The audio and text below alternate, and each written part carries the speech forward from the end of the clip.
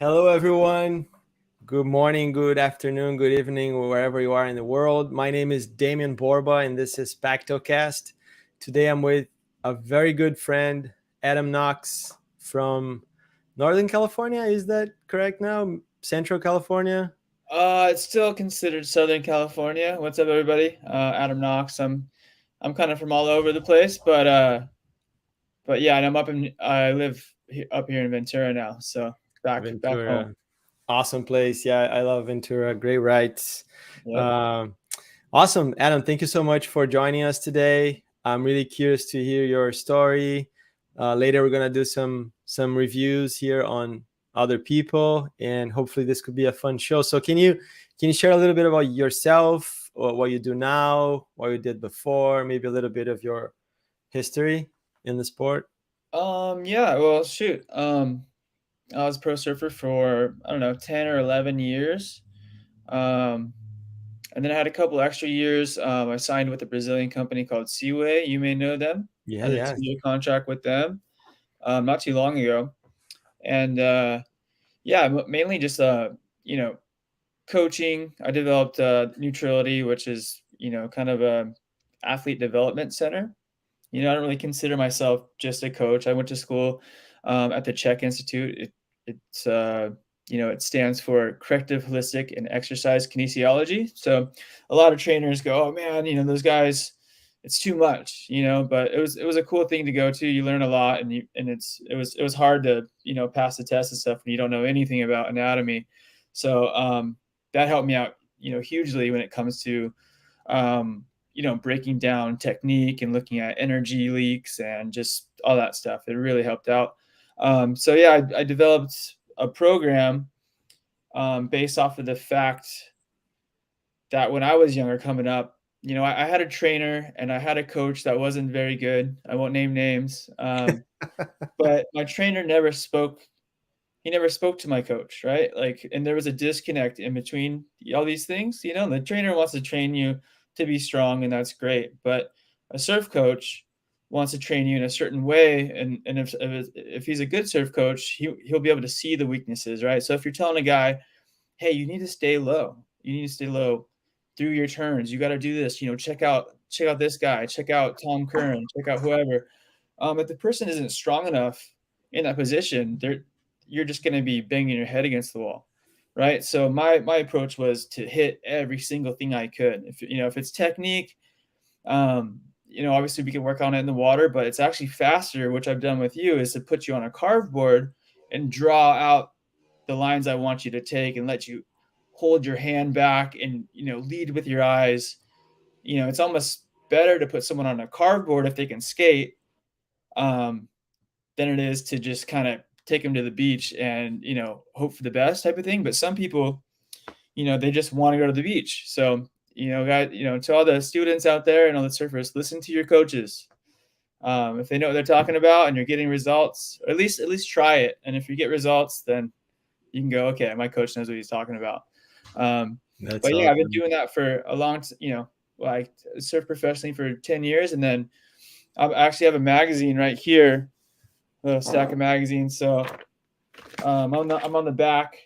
I'm doing, Nice. I'm doing an air over my boat captain. That's a guy right there dropping in on me. But inside inside this magazine, it talks about how I, it's like Pro Surf Adam Knox, um, turned into a coach on this trip, and he started coaching this kid Hunter because this kid Hunter was on his backhand on these right points in El Salvador. On your backhand, you don't have that many. You can't really mix it up all that much. It's kind of that same turn, right? So he was getting the same shot. So I just said, "Hey, dude, lean into it. Put that palm on the deck. Let it slide out. Go for some airs. Mix it up because you have 1,000 of the same shots." So there's a whole article in there about how I was coaching, when I didn't even know I was a coach, and yeah. So I mean, the rest is kind of history. Yeah, I just started coaching, went to school for kinesiology based stuff, and got a lot of good results. Worked with people all over the world, started an academy, and yeah, to this day, I'm mainly coaching online now through Pactto. Um, but yeah, I'm just cruising, just kind coaching here and there, and just looking forward to some other stuff. That's amazing. That's amazing. So going back in time, uh, how did you start surfing? What was the trigger? When did what at what age? And do you want to share some lights on that? Yeah, so I'm from a place called Ojai, California. It's like right where I live right here. I can go left of Ventura, or I can go straight into Ojai. It's a valley that's back in like just behind inland from Ventura. If you come straight out from Ojai on 33, you run straight into like C Street, right? My brother surfed, obviously. My brother Taylor was famous like before I was born, pretty much. And then my brother Micah was like 15, 16, and Micah's 9 years older than me, and Taylor's 14 years older than me, or 13 or 14 years older. So I actually grew up not wanting anything to do with surfing. I was like, okay, people only talk about my brothers, and so I raced BMX, I rode dirt bikes, and I skated and kind of did whatever. Um, but when I got on a surfboard, it was kind of touch and go. Like if I got up properly and I could surf, right? Like, I'm like, oh my God, this is the best thing ever. But then, the next time I try to get up, I'd fall on my face, because I wasn't popping up correctly and no one was really telling me how to do it. So it was like a love hate thing, But once I started to get it down, it's just such a hard sport, and you're just searching for that that that ride, and like the smell of the wax. I can still smell the old school like wax. Um, once you have that kind of stuff, it's like there's a hook. It's like golf to me. Like they're so hard of sports that when when you're beginning, you're surfing for that one good wave, you know, and that's it. Like when I play golf, I'm searching for. I'm a little bit better at golf now than I was, but I was searching for that one good shot. So that to me, they're very similar. Um, and then I moved to Carlsbad in eighth grade, the same time Taylor did, but 14 years later, I guess. For 14 years apart. He moved from Oxnard, which is up here as well, to Carlsbad, and they threw me straight on the surf team, and I made the final first try. I'd never done a contest ever. Wow. I got sixth, but out of six people in the final, I got dead last in the final, but I made all the rounds, and I was hooked after that. So little sponsorships started coming, and just little flow thing. I think my first sponsor was Pro Light from Joe James. Just rep stuff, flow stuff as a little kid, and then David Barr surfboards, and Anarchy eyewear. But then I just kind of snowballed from there. That's amazing. That's so good to hear. In Carlsbad, Southern California, like always amazing waves. And you mentioned Taylor Knox is your brother, Yeah, and I met you when I saw on Instagram Neutrality. I was like, oh my god, I was always like an average surfer, like amateur. I was never a professional, but I yeah, was always like, I can do contests for fun, amateur contests here and there for fun, and I always had very average scores, like fives, maybe a six, and then after I pinged you and we started working together at Neutrality, I remember getting so much better. Like the a lot of times people over surf, right? Like, and I was one of them. Like you do a lot more than that's needed. And then another great point that I learned, that it's not just surfing well, you have to be physically like super fit and well, right? As you mentioned, there's a lot of pieces in your body that are so needed. um, so that was a great experience. And after training with you, I remember getting my first 10, like, and having fun, and really changing the game. So working with a coach really really works, really really works. yeah. There's different levels to this game, and I feel like cliche saying that. That's what a lot of MMA guys say and stuff. There's different levels, but there are. Like you're a good surfer as you came to me, right? But there was so many things that we could fix, and when we fixed them, you dropped a 10. You know who's never got a 10? This guy, right? But that's in like QSs and pro juniors and stuff. It's Yeah. hard. I'm like a 7 and 8 guy. Eight, Uh-huh. I think I maybe gotten like a couple nines, that kind of stuff. But I was there for your 10, and it was pretty solid. Only reason I would have docked you is you did a weird floater at the end of that wave. And I lost all the speed. Yeah, at the end, I It was can't. like it almost would have been better for you to just straighten out because the work Yeah, was done than to do that little no floater. floater. Yeah, no floater. No 360s. No Yeah, floaters. you're on a heater, so you're Yeah. just go go go. No, that was amazing. That was such a great experience. And then after that process, I came up with this idea of Pactor. Like, oh, what if we could create some sort of product that would help other people, not only coaches but other like learners, work like have access to coaches like you, and really improve their game. So now uh, we have a lot of news, a lot of good things. For example, we just announced this desktop app, right? That let me share that with you here. And this is us, right? This is Pacto for the desktop. We just announced this tool for coaches. And this is Adam surfing with me there in Waco last year. This was October. Cool. And you can see he's riding a dark arts. And probably for What I that, actually got from you. Thank you. yeah, and probably for that wave, we needed like something thinner, right? That would sink more because it was really out of the water. And I was so fat right then. I think it was probably working out for me because that was the best I'd surfed there ever. I think. oh, really? Yeah, I think so. I mean, I don't know. Like, let me ask you a question. You know what's up, and you can coach, and you've been coached up, so you definitely have the credentials to do that. But how come my backhand is so much better than my forehand? Or do you think that's true? Yeah, I think you have Not more. in this way, but on the previous way. Yeah, let me get to it. I mean, let's get to another one here. Oh, this was before I get to it, this was my injury, right? So I had a Oh, very bad injury at this wave. I broke. I had a full tear on my big toe ligament. Like that last part broke yeah. my my foot, and I just got back to it. So that was crazy. But I feel like you have more mechanics on the like you use more of your upper body on the backhand than on the like you rotate your upper body a lot more on the backhand. And I was trying to get back to it, and yeah, I was broken. Yeah. Yeah, I um mean, from I've always been able to surf better backside, but what someone has told me recently is just I'm smoother. I'm not pushing so hard off the bottom, so mhm. I get to maximize more off the top, and I bring it. I look back a little bit more on my forehand. I'm like really trying to force it a lot. I don't have that Taylor Knox, sit into it bottom turn. I never really had. I'm more of like kind of like that the hammer that's looking to Yeah, for the nails type of thing.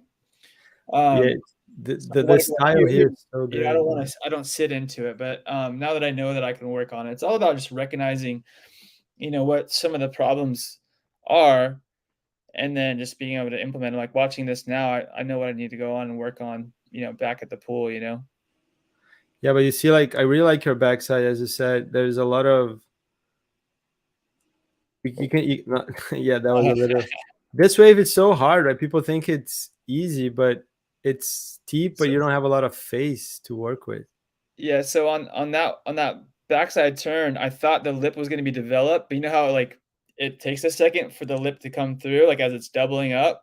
I went to go and hit it, and it wasn't there, so my board almost got sent out the back because there was nothing for it to rebound off of, you know? And it's funny, people don't know how shallow is this now. 8 inches. 8 inches. You can watch me because I'm like trying to save that board. If you watch this edits on YouTube on my channel, just Adam Knox. You can watch just kind of the raw clips of me and Damien, and then he breaks his foot, then he like cries a little bit in the pool. Um, but you can see I'm like throwing my board away a lot. It's because I didn't want because that pool just eat your nose up, like, and that's like a $2,000 surfboard. So I would throw it away as much as I could, just like, and then I'd be sliding on my face and my arms on the bottom of the pool, just. You had an episode when you were like testing the barrel, right? And can you talk about that episode? Yeah, so I went to the pool, and through a friend of yours, silver and gold, Andy. Yeah. He got me like in with the boys, right? And I got to surf there at night, but I have bad eyes of astigmatism, so the light refraction is kind of weird. Um, and like we were surfing, having fun. We're trying the air section. I was mistiming the air section because it comes out of absolute nowhere. It makes no sense. You're pumping at a wall, and there's nothing there. And then all of a sudden, this thing just goes ha. And I'm the kind of guy that does the airs where I like to bottom turn and throw myself towards the beach and like nose pick. And it's not really what you want to do there because the air section's like 2 feet over your head if you really bottom turn there when it's setting up. A lot of guys launch into the whitewash where it's soft. I launch out and through. So I got beat up there and I wasn't wearing a leash. So I broke 2 noses that night. Oh man. And then at the end, after I'm like just getting thrashed, I don't know what's going on. They're like, Knox, you want a barrel? And I'm like, yeah, cool. Yeah, it's a wave pool. Who cares? Of course I want a barrel. And they're like, okay, be 2 feet off the wall. And what they didn't tell me is that there's a wave that comes that looks like a normal wave, like in a normal session. A wave comes first to suck up. That wave you don't go for. I paddled for that wave and I moved 13 feet off the wall. And then I took off 13 feet behind this thing, pulled in, cartwheeled it, picked me up upside down and slammed me on my tailbone. And I did the splits. On concrete. Uh, Everybody was watching on Surfline, I guess, and they saw me like crawling out of the pool. I thought I was bleeding from where. And I was afraid to go to the bathroom for a couple of days. I was like, you know what? If I don't go to the bathroom, maybe the bleeding will stop. If there is any. I thought I was bleeding internally. I've never been slammed that bad. I actually still kind of have like a sacrum lower back issue from that. Oh wow. Sorry, man. Yeah. My friend Aaron, I told him cover up, don't dive. He got a cut to the bone all the way across like Frankenstein. Oh my god. Yeah, it's dangerous. Wave pools are very fun, but you gotta be super careful. It's cement, it's concrete, right? It's not Yeah. it's hard. People think there's like pads there. Yeah, right, dude. It's like sandpaper. It is concrete. Yeah. But they like went through like they like roughed it up for some reason. Like there's like smooth concrete out there, right, people? But it's very addictive, right? It's like Disneyland for surfers, right? It's pretty. I love going there. I'm going there next week after a year off, almost. Yeah, it's perfect the way that you're using it because I was gonna do the same thing. I bought everything and then it ended up being harder nowadays to get there and do all this stuff. And if you're gonna go by yourself for 2 sessions like I was gonna do, I just wanted to do it to warm up, kind of the way you're doing it, right? You want to go and just have something consistent and work on. For learning and rehabbing, I think it's a perfect place, for, just the expert waves. If you want to go learn airs and get some other stuff, that's great too. But yeah, I just wanted, like the footage you just showed, that was me not surfing for 6 months. I trained in the gym and I just went there and was able to pull it off, because you just get the same waves. That's cool. And you're going to have more waves here in California and other places. Like Brazil has one. There's a lot of wave pools in Europe and it's fun. It's fun times. Yeah, that's cool. I never thought we'd see the day, so I'm glad. They're building one here in Oceanside. I saw trucks. Yeah, it's kind of happening. I thought that was shut down, but that's neither here nor there. But yeah. All right. So we talked about physical like preparation and like contests and stuff. How your mind plays like in surfing and especially in competition. How important is your mind? And you went through challenge, right? Because you had this very famous brother 14 years older than you. Was not like 2 or 3 years, like 4, like almost like a different like age group, total age group, right? So yeah. How your mind worked through in that time? It's a unique situation, right? Like there's not really anyone I can talk to that's gone through something like that, so I can definitely tell you my perspective on it. It's and then also like to be from Ojai where everyone loves your brother Micah and you're that guy and where we're so close that we are like brothers, like we were like inseparable. I was still 9 years younger, but it was a very brotherly bond. We had each other, where Taylor was such a different age, and we have me and Micah have the same mom and dad, and Taylor has the same dad as us. Even though Taylor and I look more similar than Micah, it's just how it works, right? So Taylor pretty much grew up as a single child, right, with a different dad, with his stepdad in his life more so. Our dad wasn't quite in our lives, Um, and yeah, so to get, some of the grief that you get, like, oh, like no matter what you do, it's always like you could be super nice or you could be, kind of, standoffish or whatever. And whatever it is, someone's going to find a reason to be like, oh, it's just because his brother's Taylor, So you had to fight through that my entire time. And there's no, looking back on it, there's so many different things I would have done differently.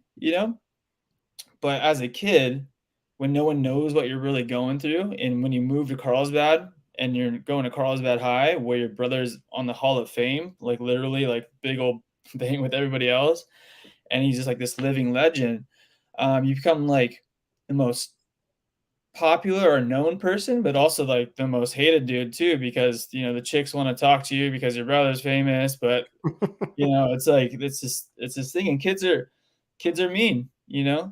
So I know I had the talent, and a lot of people know I had the talent, but I had so much like I wanted to prove, to where when I'd go and free surf, I could free surf good, and I'd be better than most people out there. There'd be a few different kids, but in a contest, I would be like wanting to do so much, I would lock up. Like I'd literally get up and I'd be like, like I wouldn't like drop to the bottom and get speed. I would like freeze up and I'd like do a floater, and it just was horrible. Um, so like in that sense, I actually had to get injured. So where I was like, okay, I can't do all this stuff, so I'm just gonna surf. And when I surfed, I just won. I started winning all the pro juniors, like the local pro juniors that we had around, which was all that we had. So all the best in the United States. I made every single final. I was in first all year. And then the last contest of that year, I lost out in the second round, and it put me from first to third, which was a super bummer to hold on to the lead that entire time. And to how lose. how I how think did that you was my use brother Micah's fault. We were actually late to that event. So how did your like self talk evolve like throughout the years, like when you were in the contest young, and then later you had this validation point that you understood that you had to be relaxed and not over surf, like how your mind helped you there, and what was the evolution? yeah, I mean, really, just my thing was just I just felt like I had to prove so much, where I was just wound too tight. I wasn't breathing, I wasn't doing that stuff, and I'd literally go out and I'd kook it so hard in the heat, and then I would surf better than most, probably everybody on next to the contest site after I lost. So I got hurt.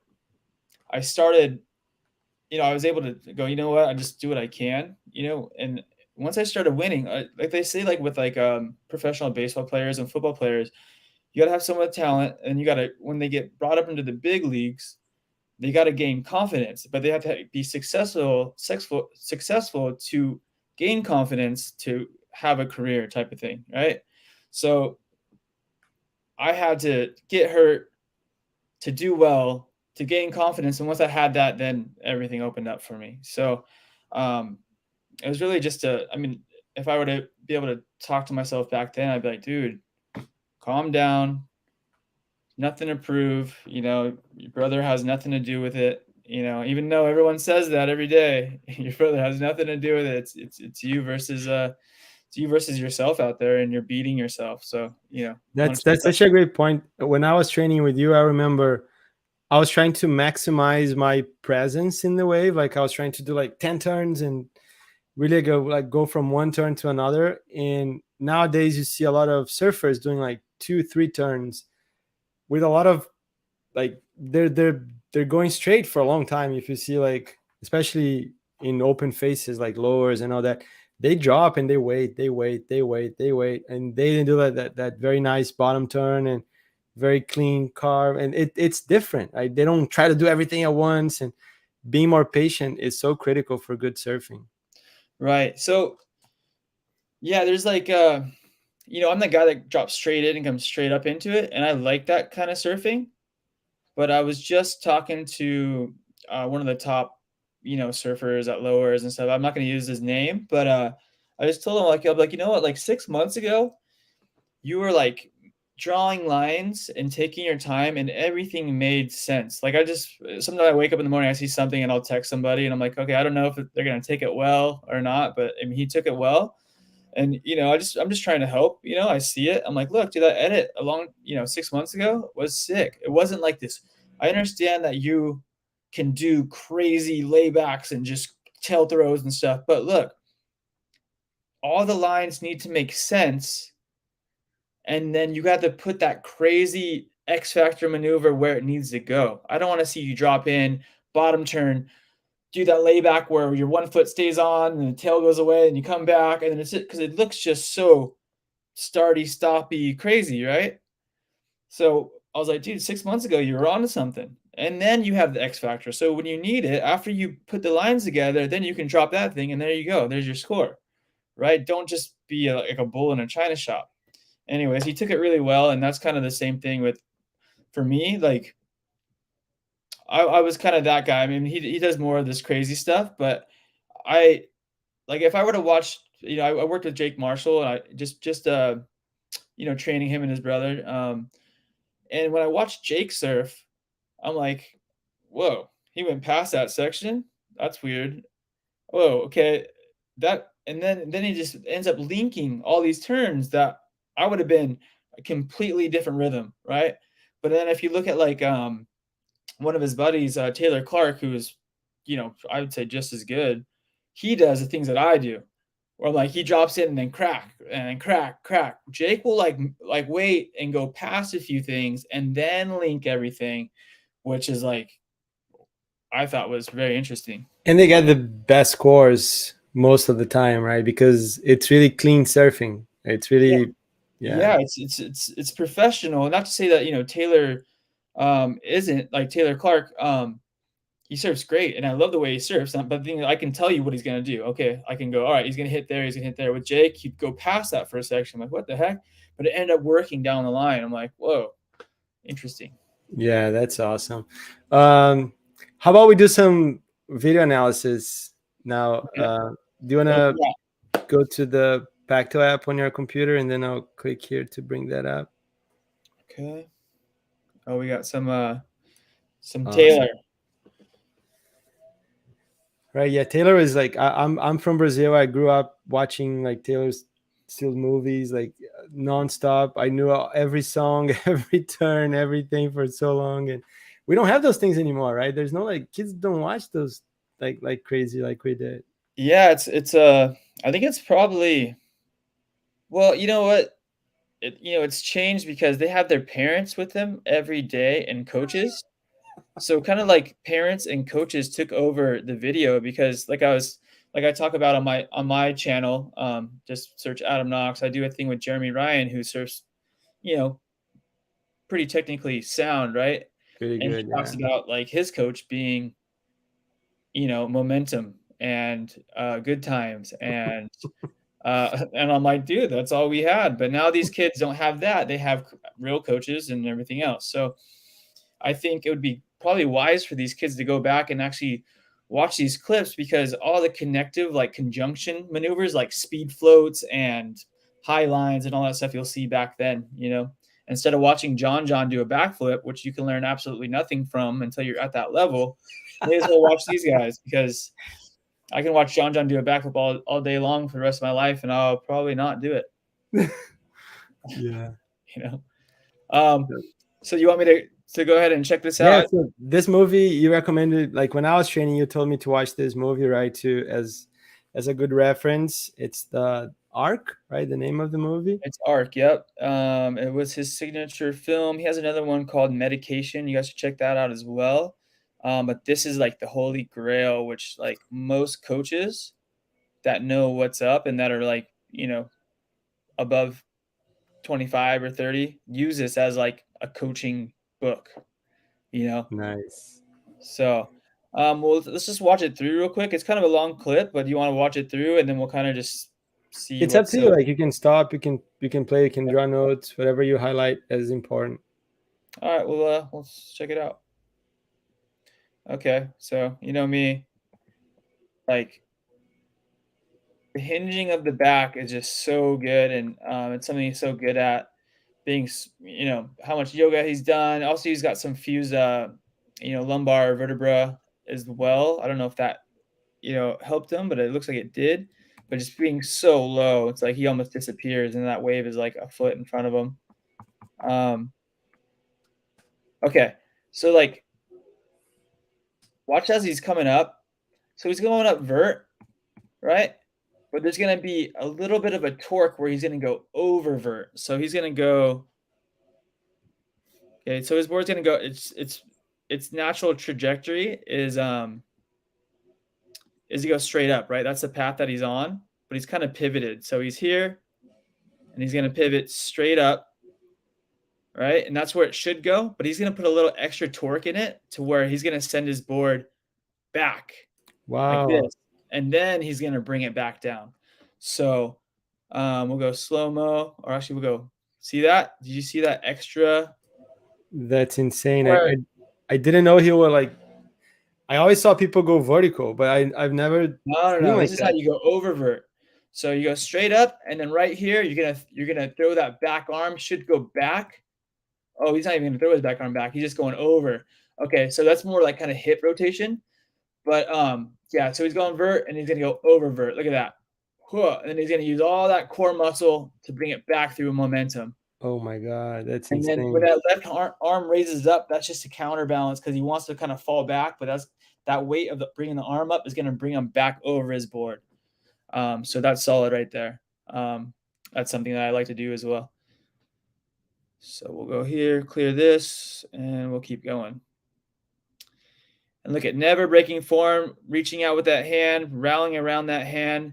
He's going to go straight up again. But right there, you see how he just went straight up. He did not throw the extra torque on it. It just straight up. And one thing that you taught me too is that your head is the driver, right? Like he's always looking at the next position. Yeah. Eyes, head, torso, hips, board. And where your arms are, it's going to be huge.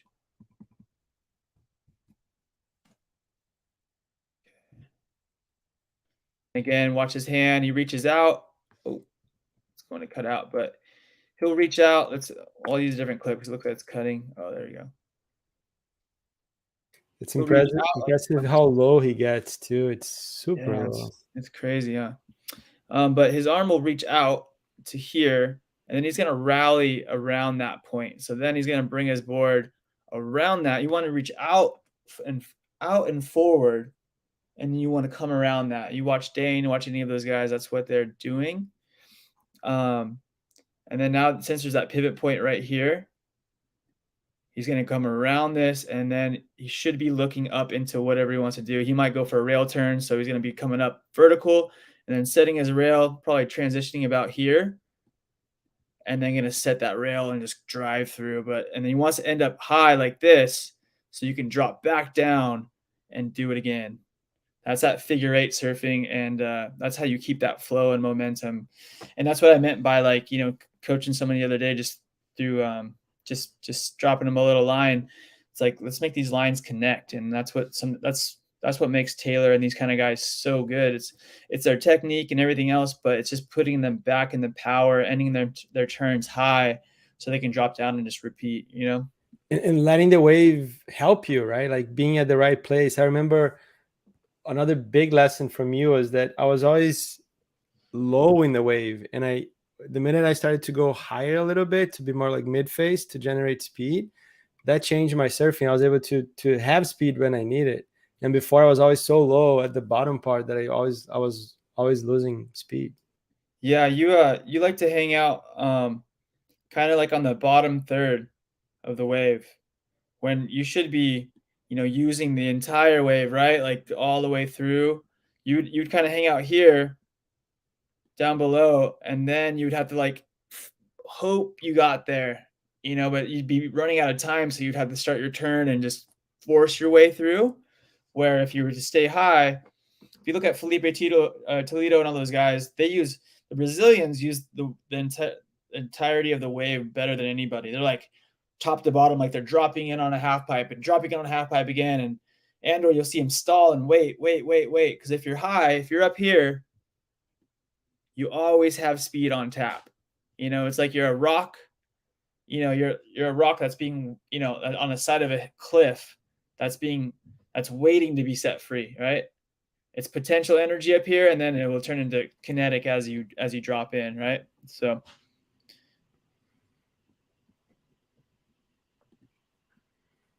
you still with me, Damo? Yeah, I'm here. Amazing. Okay, so I was just talking to a friend and his son, and his son's really staring down the line a lot. But let's look where Taylor looks. He's gonna be searching over that left shoulder, right? As he comes through this turn, he's here. He wants to bring his board all the way around. Imagine if Taylor was just staring down the line. Do you think he could get this? Do you think he can get his board around? No, he would lose a lot of the Look where he's looking. energy. Look at that. Ah, filthy. Filthy animal. If he was staring down the line, his chest and everything would be stuck there. Like, when's the last time you tried to go to the refrigerator and the refrigerator was to your left and you looked right? Yeah. Yeah. Yeah. If you do that, I would like to see it because it'd be amazing to watch. Yeah, the head movement is, I think a lot of surfers, me myself included, is that we hate the idea of not knowing where things are. So that's why we always want to keep our heads looking at the face.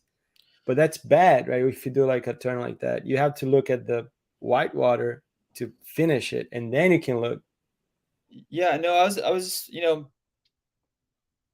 if you dropped in and you did a turn like that, do you think that would score higher than doing a bunch of checks, staring down the line, looking like you're afraid that the wave was going to pass you by, never committing to that one turn? 100%. Yeah. Because I think that turn right there was about a 7.5, and if he would have just checked down the line, I would have given him like a 3.8. So That's true. That's true. that's the thing, though. It's like everybody. Again, I was just talking to someone else today about this same problem, and be 100% into the turns. If it runs on you, it runs on you. But you should come out, see how he has his head down. You think he's thinking about anything but just ripping the face out of this thing? Head down, head down, head down, head down. Okay, now I'm gonna have a look, right? But people are so afraid. Like, I don't know if they're trying to impress their friends or whatever, but dude, you know what? This impresses your friends. And is he looking at his spray? No, because it's there. So kids out there, quit trying to look at your spray. Quit staring down the line. Look at this. Oh, head down. Oh, I'm going to glance up and look at, there's more for me to do, right? And if there wasn't, so be it. The turn has been done. The damage is done. That's also another very interesting point. A lot of beginners, and I did that in the past too, is like, you do a turn and you look at the spray, right? It shows you're learning. Like, that's a yeah. I mean, in the beginning, it's so mistake. cool to see spray because you're seeing like spray come out of the back. You're like, oh my god, I wonder if that happens with me. But chances are, if you're looking at your spray, you're probably not throwing any spray because you're stopping the motion by not turning your head and everything else that follows. Just. The spray is for your friends to see. It's not for you to see. All right. Write it down. One thing on that turn too, like if you can go back a little bit, what's the something that I struggle a little bit, like what's the deal with the front knee? Because it can hurt you pretty bad. Like that move there, if you do it wrong, or like you're pretty much rotating you're really like straight and you're rotating your knee on top of a joint that's not made for that kind of rotation, right? You're pulling down, and how can you do that without forcing too much on that Well, unnatural there's move? actually a clip. So the clip that is also on my YouTube channel where I break down footage of you and I back to back. As you come up into this, and I come up into this turn, my left leg is straight out like that. Your left leg is bent, right? And then we got Taylor Knox doing it in front of me, right? And our turns compared, mine was better, right? but look, you came into it like this is what you want to rally around. So you want this to be nice and stiff, right? And then you're gonna be looking to look around, um, to bring it around with your back leg. So the front leg is really just a pivot point at this point. And then your body and everything else is going to drive that hillside rail through. And once you get about, once you get about here, that's when you're going to go back to like kind of a neutral stance where you're on your front and back leg, and then it's going to turn into more back leg through this section here. So I don't think I answered your question, but I just wanted to It did, yeah. reminded me of what there is to work on. So when you go to Waco next week, if you're getting a film or whatever, see when you come up to your top turns if your leg is straight like ours, or if it's bent. If it's bent, you gotta work on that. But And also like another insight that I had lately, like as I improve and everything, is like I noticed that a lot of the surfers, they do the bottom turn, the best surfers, right? And when they are up there to do that inflection point, they are super light. It's almost like they are jumping, almost like a invisible air. And then at that time they can do that adjustment. And I always had what part? Stop me when you're talking. Which part are you talking about? Where they get light? like a little bit more like that, right there. Like it's almost like he stops forcing too much and he just adjusts and then brings it back. I don't know about him because he's just a powerhouse. But there are new techniques with newer guys like say like Kanoa and stuff that are doing some different stuff. Like I realized when I was coaching Cade Matson, and their timing into the lip, even though it was kind of like windshield. Like my brother always told me, like don't windshield wipe, like don't throw your board up and let it fall. Like come up, bring it, and then like rotate and kick the tail out like that. But these kids figure out a way to be lighter with better timing, and lighter with better timing seems to be working better than powerhouse too. I mean, there's always there's room for both, but if you watch the San Clemente kids, are really good at just kind of throwing it up and just blowing the back out of the wave with just being perfect with timing. Yeah, that's what I meant. Cool. Yeah. So just real quick, so as he's coming through, and then you're talking about getting injured, this isn't super unnatural. So as he comes through here, he's going to start pushing with his back leg, and when he does that, his front knee should start to bend, which will alleviate right there, starting to bend, which will kind of take that pressure off the joint. But he does have bad knees now. I don't know if you've seen, he's been surfing super good. He had some knee surgery that's working, so he's like surfing like just like this now. So Wow. I was just on the phone with him, and I told him, I was like, man, there was a point there where I would have smoked you, but now your knees are better. So I guess we're back to, I'll beat him at bowling. Awesome, man.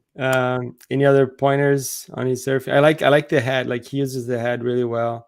Yeah, I just liked how he stayed down. He wasn't focusing. Let's see right here. People kind of go into these jams.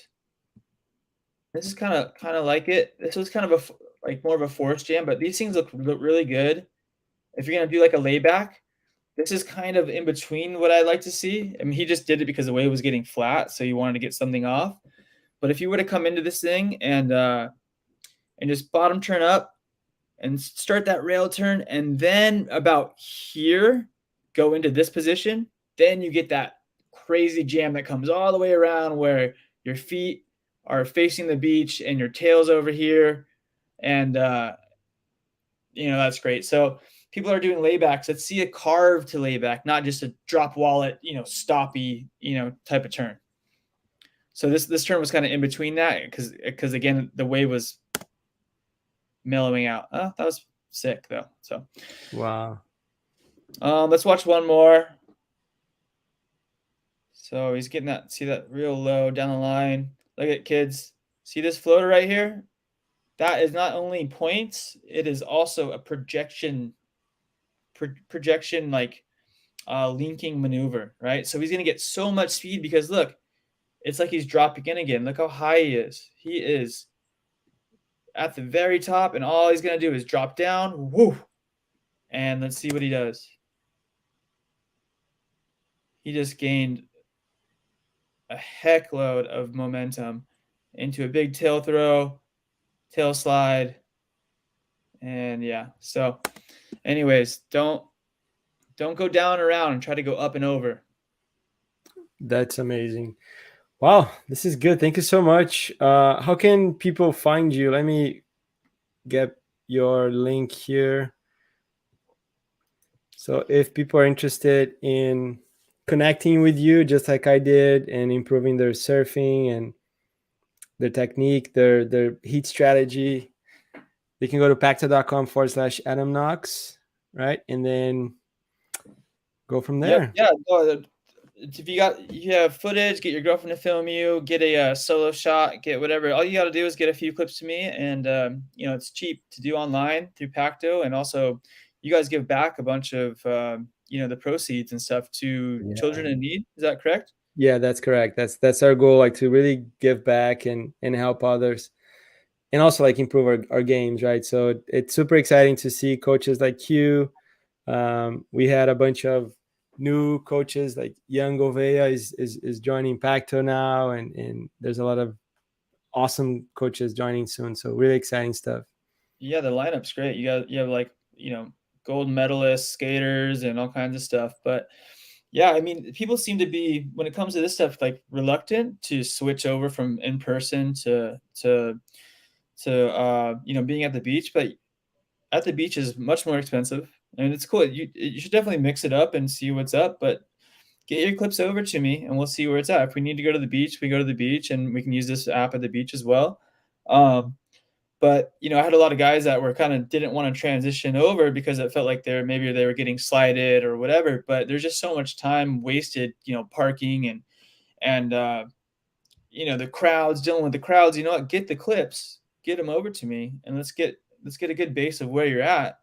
And the thing is too, when you get one of these videos that I do or one of these other coaches do, you can keep it and you can go through it, right? I mean, yeah, 100%.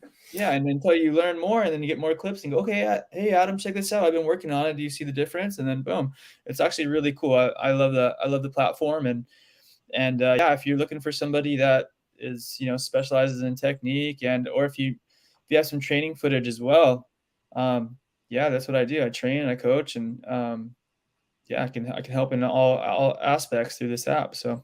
Awesome. Thank you so much, my friend. And hopefully we Thank can you. get you back to review more. You reviewed your brother today. Maybe you can review other pro surfers in the future and learn from their technique, right? There's a lot to learn, a lot of hidden gems. I really feel there's a lot that we can all learn and improve our surfing, especially with the wave pools now. It's easier than ever to repeat and practice.